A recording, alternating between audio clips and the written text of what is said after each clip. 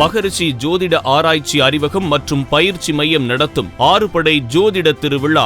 ஆரம்ப காலகட்டத்திலிருந்து ஜோதிடத்தில் ஆர்வங்கள் அதிகம். ஆனால் பின்னாளில் மட்டுமே முழுநேர ஜோதிடராக சிறப்பான சேவை செய்து கொண்டு வருகின்றார் ஐயா அவர்கள். கைரேகை நிபுணராகவும் சித்த மருத்துவ நிபுணராகவும் ஜோதிட நம்பராகவும் இருந்து மக்களுக்கு தொடர்ந்து சிறப்பான சேவை செய்து கொண்டு வருகிறார்.